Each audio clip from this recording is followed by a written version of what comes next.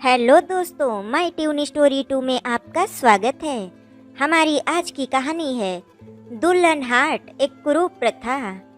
नीलिमा माँ, आप अगर मुझे नहीं मिलती, मेरा हाथ नहीं थामती, मुझे सहारा नहीं देती, तो आज मैं भी किसी रेड लाइट एरिया में लोगों के मनोरंजन का साधन बनकर खड़ी होकर उनकी चुभने वाली नज़रों और मन भेदने वाले शब्दों का शिकार हो रही होती। कितनी कठिन जिंदगी होती मेरी आपके बिना, जिसके बारे में सोचकर ही मेरी रूह कांप जाती है। एक 10 साल की लड़की थी मैं, जब मैंने जीवन में दुखों के रंग देखे। क्या उम्र थी मेरी, मात्र 10 वर्ष, और रंग श्याम। एक मजदूर परिवार की 4 भाई बहनों में से दूसरे नंबर की लड़की। बड़ी बहन दिखने में अच्छी थी, सुंदर थी, इसीलिए सबकी लाडली थी, और मैं श्यामल रंग की, इसीलिए माँ पापा मुझसे त्रस्त रहते। 2 भाई भी थे मेरे, जो अपना बचपन आसान से जीते। जीजी मुझसे 3 साल बड़ी थी, उनसे छोटी एक और लड़की थी जो भगवान को प्यारी हो गई थी। इसीलिए मुझ में और जीजी में इतना अंतर हो गया। जब सूरज डूबने पर सारी दुनिया सो जाती थी, तब मेरे माँ पापा की बातें सन्नाटे को दौड़ती थी, जो कभी कभी मेरे कानों में पड़ जाती थी। पापा अक्सर जीजी को बाजार दिखाने की बात किया करते थे, और माँ उनकी बातों को टालते हुए कहती थी, अभी ज़्यादा जल्दी है, अभी बाजार दिखाओगे लड़की को तो मनचाही बात ना बनेगी। लड़कियों की तो सुंदरता ही भावे है जमाने को, और अपनी लड़की के तो उभार भी ना ढंग से हुए हैं, और फिर महीने से शुरू हो जाए तो कुछ बात बने। उनकी बातें बाल सुलभ मन को उस पल समझ नहीं आती थी। वो किस बारे में बात कर रहे हैं, कहाँ समझ थी इतनी कि बाजार दिखाने के नाम पर हमारे समाज का एक विशेष तबका मजबूरी में या रिवाज के नाम पर अपनी लड़कियों को दुल्हन वाले हाट में बेच देता है, जो या तो उन्हें ऐसे घर में पहुंचाते हैं जिन घर में चिरागों की रोशनी मौजूद नहीं हो, या फिर उनसे खेलकर वैश्यावृत्ति के कारोबार में धकेल देते हैं। लड़कियों के जन्म पर वहाँ उत्सव इसीलिए मनाए जाते हैं ताकि उन्हें आर्थिक लाभ हो। एक दिन सुबह सुबह माँ जीजी को खूब सजा सवार रही थी। जीजी भी खूब मन से सज रही थी। लाल लाल लिपस्टिक, माथे पर बेंदी तो कानों में झुमके, हाथों में चूड़ियाँ तो पैरों में पायल। दुल्हन की तरह श्रृंगार किया था दीदी का। दीदी को इतना सजता सवरता देख बाल मन भी ललचा गया। माँ से सजने की जिद करने लगी। माँ ने खिसियाकर गालों पर थप्पड़ जड़ दिया। फरमान सुनाते हुए कहने लगी, सजना सवरना तो गोरी लड़कियों पर शोभा देता है, तुझे सज सवर कर तमाशा थोड़ी बनाना है अपना। बाल सुलभ मन कहाँ माँ की बातों का बुरा मानता है, इसीलिए मैंने भी नहीं माना। फिर भी सज सवर कर जीजी के साथ जाने की जिद करने लगी। वहीं पैर पटक कर बैठ गई थी मैं, और माँ पापा को गुस्सा दिखाने लगी। बाजार देखने का मोह मन में जोर पकड़ रहा था। मेरे मोहल्ले पड़ोस की लड़कियां बाजार तो जाती दिखती थी, लेकिन बाजार से वापस आती नहीं दिखती थी। मन सवालों से घिर जाता था मेरा। आखिर बाजार में ऐसा क्या था जो सब वहां सज सवज कर जाती, और लेकिन कोई लौटती नहीं थी। कितनी ही रस्में कराई जाती थी घर से निकलते समय।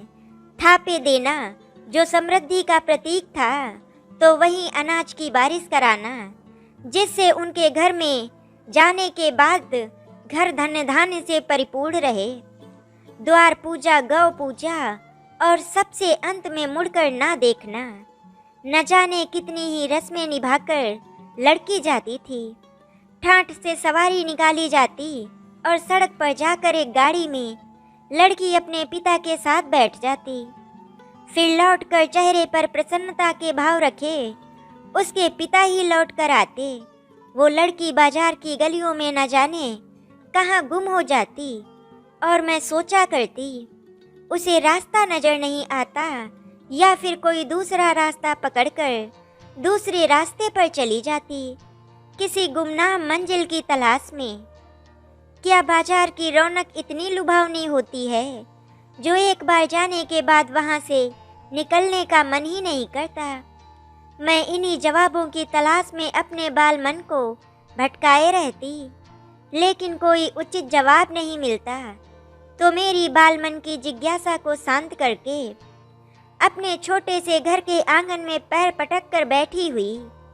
मैं जब चुप नहीं हुई तो पापा ने ये कहकर मुझे भी बाजार ले गए। बड़ी बहन का मोह है, शायद इसीलिए जिद कर रही है। एक बार दिखा ही लाता हूँ, इससे हमें भी ये पता चल जाएगा छोरी को आगे पालना भी है या नहीं। उस पल मासूम मन से ये बातें समझ नहीं आई थी। क्यों कहा था मेरे खुद के पिता ने ऐसा? क्या सच में वो मेरे पिता थे या मोल लिया था मुझे, या फिर यूं ही सड़क से उठाकर पाल लिया था?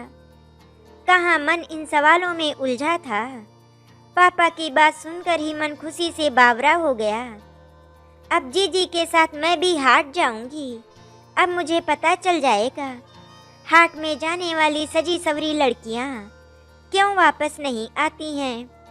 मैं भी थोड़ा बहुत लाली लिपस्टिक लगाकर पापा और जीजी के साथ वहां से हाट के लिए निकली। रास्ते में जो भी जान पहचान का मिलता तो उन्हें मुस्कुराते हुए उत्साह में दुआ सलाम करने लगती, हाल चाल पूछ लेती। हाल चाल पूछते हुए मेरी नज़र गाड़ी के दूसरे छोर पर पास बैठी जीजी पर पड़ी, जो डरी सहमी घबराई सी सिमटी हुई बैठी थी। उनको देखते ही मेरी सारी खुशी फुर्र हो गई। मन में ख्याल आया, अब इस फेइस तिस्त में मेरी जीजी भी शामिल हो जाएंगी। बाजार की उन गलियों में मेरी जीजी भी घूमने निकल जाएंगी और फिर कभी लौटकर घर वापस नहीं आ पाएंगी। सोचकर ही मन भर गया मेरा और मैं जीजी के गले लग गई थी। जीजी भी मुझे पाकर रोने लगी थी। ये देख पापा चिल्लाते हुए कहने लगे, ज़्यादा आंसू ना बहा, नहीं तो सारा साज श्रृंगार बिगड़ जाएगा और फिर हाट में कौड़ियों के भाव ले जाना पड़ेगा तुझे। ऐसे में बिरादरी में हमारी नाक कट जाएगी। मुझ पर चिल्लाते हुए पापा ने मुझे जीजी से अलग होने के लिए कहा और मैं चुपचाप जाकर एक और बैठ गई। कुछ देर बाद ही पापा ने गाड़ी रुकवाई। मैंने उत्सुकतावश नज़र उठाकर देखा तो वो हाट बिल्कुल अलग जान पड़ा मुझे।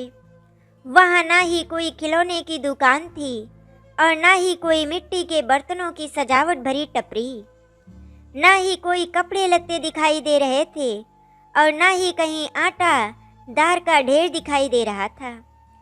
उस हाट में बस एक ही बात नजर आ रही थी, वहाँ मेरी जीजी की तरह और भी कुछ लड़कियां सजी सवरी बनी ठनी खड़ी हुई थी, जिनके आसपास कुछ एक लोगों की भीड़ लगी थी। उनके साथ इक्का दुक्का महिलाएं भी थी, जो लड़कियों को अपने साथ एक कपड़ों की चार दीवारी में बनी झोपड़ी में ले जाती और कुछ देर बाद वापस ले आती। फिर वो साथ आए व्यक्ति से इशारे से कुछ कहती थी और बनी ठनी लड़की के पिता की ओर एक सफ़ेद लिफाफा बढ़ाती, जिसे लेकर वो लड़की को उनके साथ भेज देते। ये कैसी रीत है, क्या रिवाज है, ये मुझे कुछ समझ नहीं आया। लेकिन बालमन अपनी बचपन की हमराज जीजी से बिछड़ने के ख्याल से दुखी होने लगा था। कुछ ही देर में जीजी के साथ भी वही सब घटना घटने लगी जो मैं अब तक दूर से दूसरी लड़कियों के साथ घटता देख रही थी।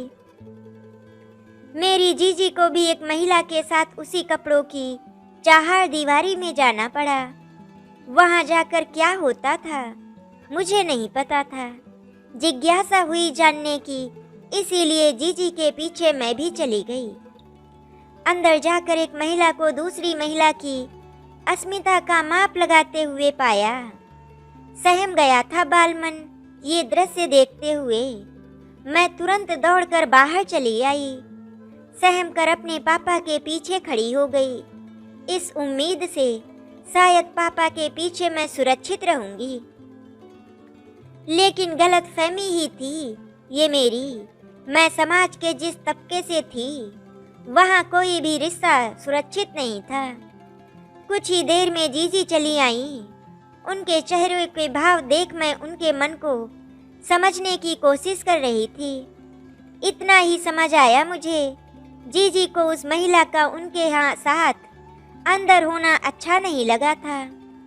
उस महिला के साथ जो व्यक्ति खड़ा था वो लगातार मेरी ओर ही देखे जा रहा था। उसका घूरना मुझे कतई अच्छा नहीं लगा।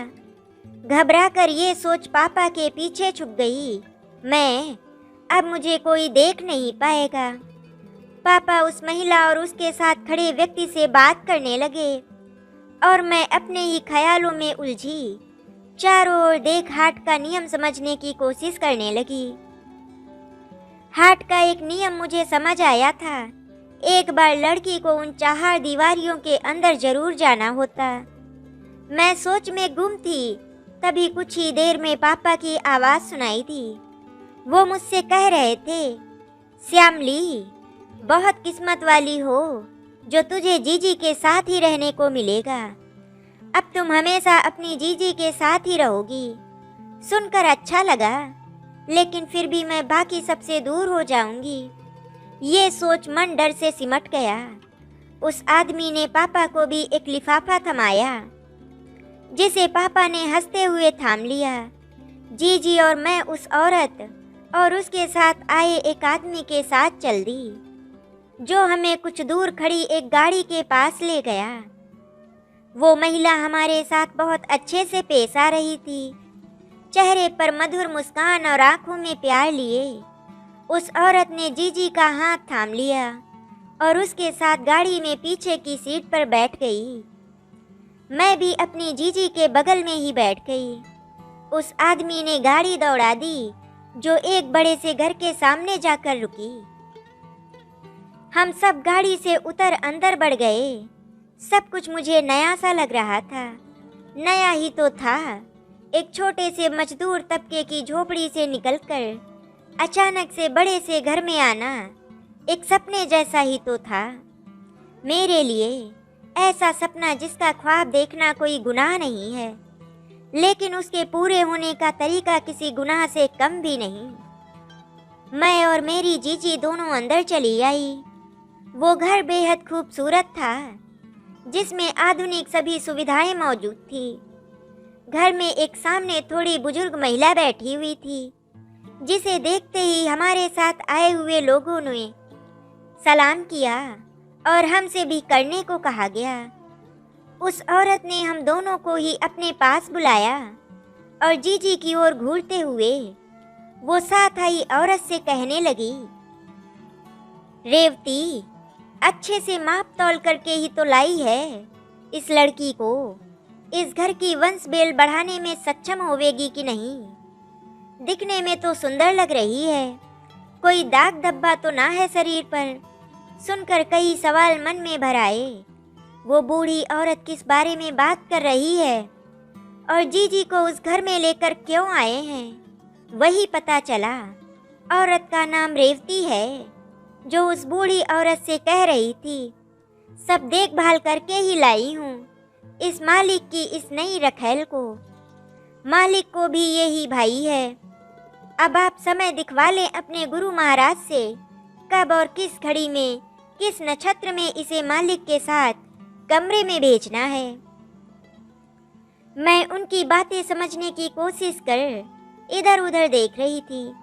मुझे ऐसा लग रहा था जैसे अचानक से ही मेरी दुनिया बदल गई है।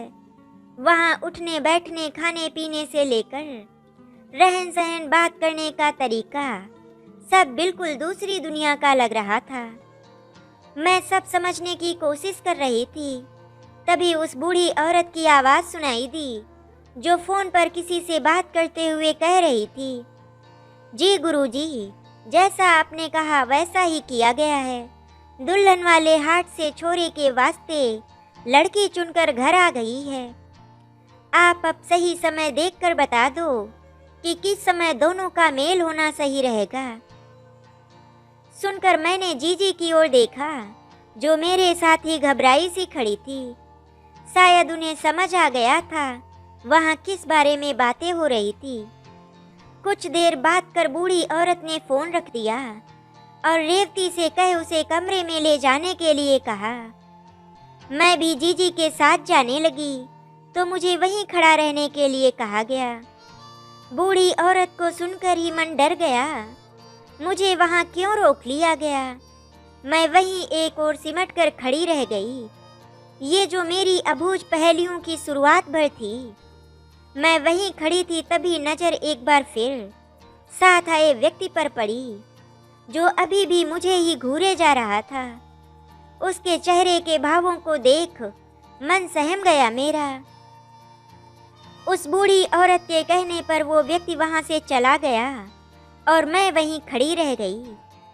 कुछ देर बाद रेवती फिर से आई और मुझे अपने साथ ले गई। घर की साफ सफाई का काम मुझसे कराने लगी और मैं डरी सहमी उस कार्य को चुपचाप करने लगी। एक दिन कार्य करते हुए कानों में जीजी की चीखें सुनाई पड़ रही थी, जिन्हें सुन मैं उसके पास जाने के लिए बढ़ गई, लेकिन रेवती ने मुझे रोक दिया। नहीं समझ आया ऐसा क्यों किया उसने। बहुत गिड़गिड़ाई जीजी के पास जाने देने के लिए, लेकिन नहीं जाने दिया। धीरे धीरे ये रोज का सिलसिला बन गया था। बात बात पर डपटना, गलती होने पर समझाने की जगह हाथ उठा देना, घर के सारे काम करवाना रोज का काम हो गया था मेरा। धीरे धीरे वहाँ रहने से डरने लगी थी मैं और मेरी जीजी दोनों की दुनिया वही चार दीवारी बन गई थी। महीनों हो गए थे एक घर में रहते हुए भी मैं मेरी जीजी से मिल नहीं पाई थी। उनके बारे में कुछ खबर नहीं थी मुझे, वो कैसी हैं। उनके कमरे में जाने की मुझे मनाही थी। एक दिन मैं घर पर कार्य कर रही थी, तभी मेरी निगाह दूर से घूर रही दो आंखों पर पड़ी। वासना से भरी उन आंखों को मैं अब तक भूल नहीं पाई हूँ। कुछ देर ताकते रहने के बाद वो आंखें वहां से चली गईं, लेकिन मेरा मन सहम गया। उस दिन एक बार फिर रेवती मेरे पास आई थी और मुझे बना संवारने लगी। उस समय तक इतना तो मुझे समझ आ गया था कि ये बनाव श्रृंगार यूं ही तो नहीं किया जाता है, इसके पीछे भी कोई न कोई वजह जरूर रहती है। मेरी जीजी को भी यूं ही बनाव श्रृंगार कर यहाँ लाया गया। उसके बाद से उन्हें कभी कमरे से बाहर नहीं निकलने दिया गया। हिम्मत कर मैंने रेवती से इस बारे में पूछा तो रेवती ने मुझे डपटते हुए कहा, तुम छोटे घर की लड़कियों के लिए सवाल पूछना उचित नहीं है। मैं चुप रह गई। नहीं समझ आया मुझे क्यों उचित नहीं है हमारा सवाल पूछना। और ये छोटा बड़ा तो घर ही होता है, इंसान तो एक ही जैसा होता है। वही हाड़ मांस का चमड़ी में लिपटा हुआ, जिसकी रगों में लाल रंग का खून ही बहता है। तो छोटे बड़े इंसानों में जब सब चीजें एक जैसी होती हैं, तो फिर ये घर छोटे बड़े से फर्क पड़ जाना है। नहीं जवाब मिले मुझे और मैं चुप कर गई। कुछ देर के बनाव श्रृंगार के बाद रेवती मुझे भी एक कमरे में ले जाकर छोड़ आई। उसके इस कदम से मैं सहम गई थी। जीजी के साथ भी ऐसा ही किया गया था और अब मेरे साथ भी वही प्रक्रिया दोहराई जा रही थी।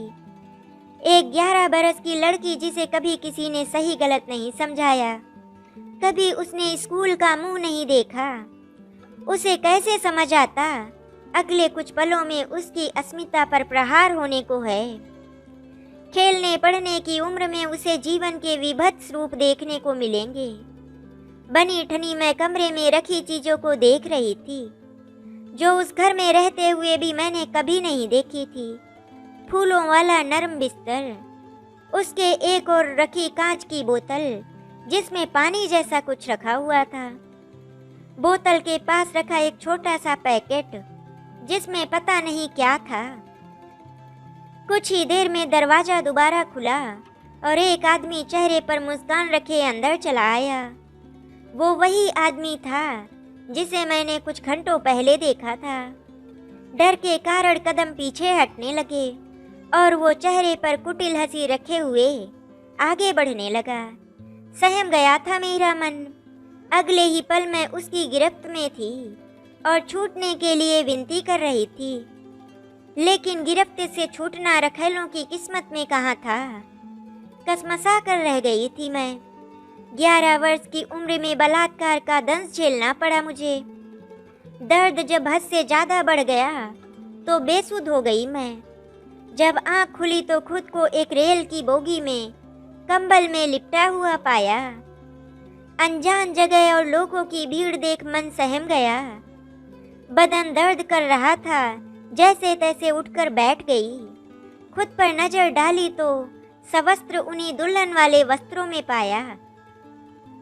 कहाँ थी मैं, कैसे पहुंची यहाँ तक, सवालों की झड़ी मन में लग गई। खुद मैं सिमटी हुई मैं रेल की उस बोगी में बैठी हुई यात्रियों को और ताक रही थी।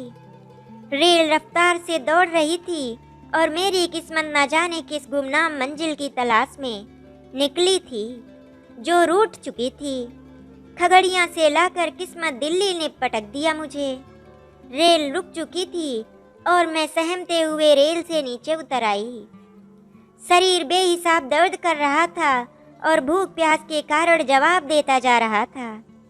जान ना पहचान, मंजिल का ठिकाना नहीं, निरीह अकेले भीड़ में चलती हुई मैं एक बेंच पर जाकर बैठ गई। कुछ समझ नहीं थी क्या करूं, कहाँ जाऊं, किससे मदद मांगूं। जाने कितनी रेलगाड़ियां आई गईं और मैं वहीं बैठी उन्हें जाते हुए देखती रही। पास ही पानी की टंकी थी, इसीलिए पानी पिया तो भूख के कारण पेट दर्द होने लगा। पेट पकड़ वहीं बैठ गई।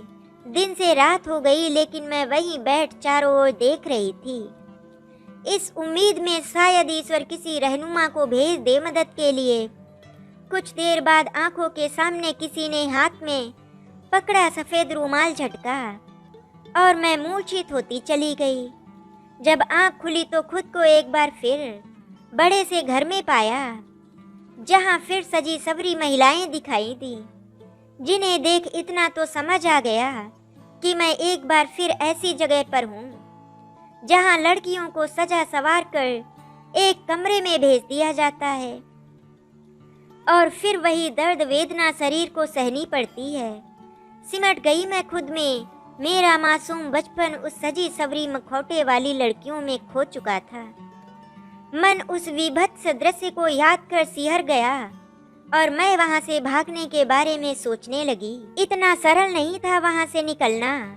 चारों ओर देखती हुई मेरी नज़र घर की खिड़कियों पर पड़ी और मैं उन्हें देख उम्मीद से भर गई, शायद वहां से भाग सकूं मैं। सबके सोने का इंतजार करने लगी, लेकिन 24 घंटे होने पर भी वहां की रौनक कम नहीं हुई। उस घर में उतनी ही चहल पहल थी। कुछ और रास्ता ढूंढने लगी निकलने के लिए। कुछ समझ नहीं आया तो अपनी किस्मत समझ उसे स्वीकार कर बैठ गई। अभी इतनी उम्र नहीं थी सो मुझे लोगों के बीच नहीं भेजा जाता था, लेकिन महीने में एक बार लड़कियों के साथ अदाएं सीखने के लिए भेजा जरूर जाता था। मेरे साथ कुछ और लड़कियां भी थी जो मेरी तरह मजबूर में वहां थी। उम्र बढ़ने के साथ साथ समझ बढ़ती गई। इसी समझ के साथ वहां से एक बार फिर लड़कियों के साथ बाहर जाते समय भागने की जुगत लगाई। जब बड़ी लड़कियां अपने कार्य पर थी और मैं उनके साथ ही लोगों से बात करने के तरीके, चलने फिरने के तरीके सीख रही थी, तभी चुपके से एक गाड़ी में जाकर छुप गई जो वहां से निकल रही थी। किस्मत एक बार फिर मुझे लेकर जा रही थी, लेकिन कहाँ, इस बात से मैं पूरी तरह अनजान थी। कुछ देर बाद गाड़ी फिर एक घर के सामने रुकी जो दिखने में अच्छा खासा था लेकिन बड़ा नहीं था। मैं डरी सहमी उसी गाड़ी में ही दुबकी रही।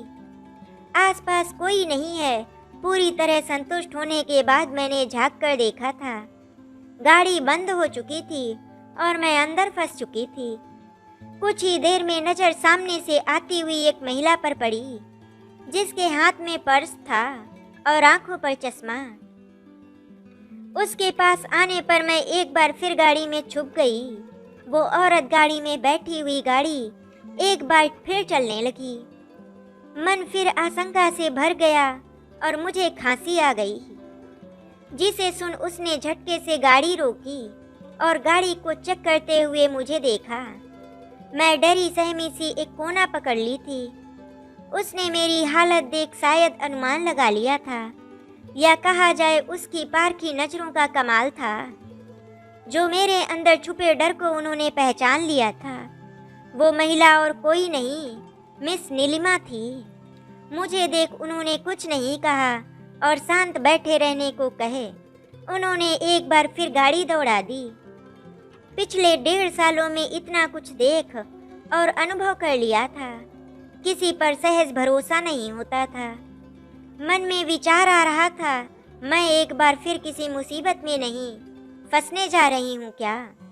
एक अकेली किशोरी के लिए जीना इतना आसान कहाँ था? मैं वहीं बैठी हुई गाड़ी के रुकने का इंतजार करने लगी। कुछ देर बाद गाड़ी रुकी तो वो नीलिमा जी मुझे एक जगह लेकर आईं, जहाँ मेरे जैसे ही और भी बच्चे थे। मुझसे ना डरने का कहते हुए मिस नीलिमा मुझे वहाँ से एक कमरे की ओर ले जाने लगी, जिस पर दरवाजा देखते ही मेरे बढ़ते कदम रुक गए। मेरी मनोदशा को समझते हुए नीलिमा जी मुझे वहीं पास ही पड़ी बेंच की ओर ले गईं और मुझसे वहां बैठने को कहे खुद भी वहीं बैठ गई। मेरे सर पर हाथ फेरते हुए मिस नीलिमा मुझसे मेरे बारे में पूछने लगी। पहली बार किसी ने सर पर हाथ रख इतने धैर्य और प्यार से कुछ पूछा था। मेरा डर थोड़ा कम हो गया, लेकिन भरोसा मैं अभी भी नहीं कर पा रही थी उन पर। मिस नीलिमा मेरी परेशानी समझ उस जगह के बारे में बताने लगी। वही बता चला वो एक बाल सुधार गृह था, जिसमें वो बच्चे वहां रहने आते थे जो कम उम्र में किसी न किसी अपराध में लिप्त थे, जिन्हें वहां भेजकर सही गलत की शिक्षा दी जाती थी। मिस नीलिमा वहां की एक कर्मचारी थी जो नियमित रूप से उन बच्चों से मिलने आती थी और उनके साथ समय व्यतीत कर उन्हें सही रास्ता दिखाती थी। मैं वहीं बैठी हुई सब समझने की कोशिश कर रही थी। मिस नीलिमा मुझे काफ़ी देर तक इधर उधर की बातें करती रही। कभी वो मुझे उन बच्चों के बारे में बता रही थी तो कभी वहाँ मौजूद अन्य कर्मचारियों के बारे में बता रही थी। वहाँ खाना खाने का समय हुआ तो सब बच्चे वहाँ से एक पंक्ति में जाने लगे। मिस नीलिमा मुझे भी वहाँ से उनके साथ ही ले गई और भोजनालय कक्ष में जाकर सब इकट्ठे वो पंक्ति में बैठ भोजन करने लगे। मिस नीलिमा और बाकी कर्मचारी भी उनके साथ ही बैठ गईं और भोजन करने लगी। उनके व्यवहार से मैं सहज होने लगी थी। भूख लगी थी, इसीलिए झिझकते हुए भोजन करने लगी। मिस नीलिमा मुझे बातें भी करती जा रही थी। धीरे धीरे मैं सहज हुई और उनसे खुलकर बातें करने लगी। मैंने उन्हें अपने अतीत के बारे में बताया, जिसे सुन वो मुझे समझाते हुए बोली, मेघा, अतीत सबका होता है। हमें उस अतीत को पकड़कर वर्तमान की खुशियों को नहीं भूलना चाहिए, बल्कि अतीत को अतीत में छोड़कर हर पल को मुस्कुराकर जीना चाहिए। मेघा नाम सुन मैं बोली, मेरा नाम मेघा नहीं श्यामली है। तो मिस नीलिमा कहने लगी, श्यामली अब नहीं रही, आप मेघा हैं, मेघ से श्यामल वर्ड वाली। मिस नीलिमा की बातों से मुझे बहुत प्रभावित किया और मैं अपने अतीत को भूलकर आगे बढ़ने लगी। मिस नीलिमा मेरे साथ बातें करती, खेल खेलती, अच्छे बुरे इरादों में पहचान कराना सिखाती। उनसे मिलकर मुझे समझ आया वास्तव में माँ कैसी होती है। मैं मिस नीलिमा को माँ कह संबोधित करने लगी। मुझे पढ़ना लिखना नहीं आता था, तो पढ़ाई लिखाई भी करवाने लगी। धीरे धीरे मुझे पढ़ाई लिखाई की महत्ता समझ आने लगी। समय गुजरने के साथ मिस नीलिमा मुझे अपने साथ अपने घर ले आई, जहां मुझे पता चला मैं जिसकी गाड़ी में छुपकर वहां आई थी वो व्यक्ति उनका भाई था जो उधर से गुजर रहा था। मैं मिस नीलिमा और उनके भाई के साथ रहने लगी। धीरे धीरे मैं पढ़ना लिखना सीख गई। तब मुझे पता चला रिवाज के नाम पर जो मेरी जैसी लड़कियों के साथ होता था वो गलत था। शिक्षा की कमी के कारण विशेष तबके के लोग इस प्रथा को अभी तक निभा रहे हैं। मैंने मिस नीलिमा से इस बारे में बात की और हमने साथ मिलकर इस प्रथा के विरुद्ध उचित कदम उठाने का निर्णय लिया, जहां मैंने संघर्ष के जरिए दुल्हन वाले हाट को रोकने के लिए कोशिश शुरू कर दी। साथ ही अपनी वास्तविक पहचान बताए बिन मिस नीलिमा की मदद से उन सबको शिक्षा के महत्व समझाने के लिए विभिन्न कार्यक्रम चलाने लगी, जिस बारे में प्रयास अब तक जारी है। इसी उम्मीद में एक दिन हम इसमें अवश्य सफल होंगे। मेघा बेटा, चले अब हमारी शिक्षा की जागरूकता के लिए निकलने वाली रैली का समय हो रहा है। आपने सारे बैनर और बच्चों को तैयार कर लिया है ना इसके लिए? मिस नीलिमा ने डायरी बंद करते हुए गाड़ी ड्राइव कर रही मेघा से पूछा। नीलिमा को सुन मेघा बोली, हाँ माँ, सब हो गया है। मुझे यकीन है हम मिलकर जल्द ही शिक्षा के जरिए इस प्रथा को समाप्त करने में कामयाब होंगे। नीलिमा बोली, सिर्फ प्रथा को ही खत्म नहीं करना है मेघा, हमें बल्कि लोगों में जागरूकता भी भरनी है, जिससे भविष्य में कभी कोई श्यामली इस प्रथा का शिकार न बने। आशा करती हूँ आपको हमारी कहानी अच्छी लगी होगी। अगर आपको हमारी कहानी अच्छी लगी तो वीडियो को लाइक एंड शेयर करें, चैनल को सब्सक्राइब करें। वीडियो देखने के लिए आपका धन्यवाद।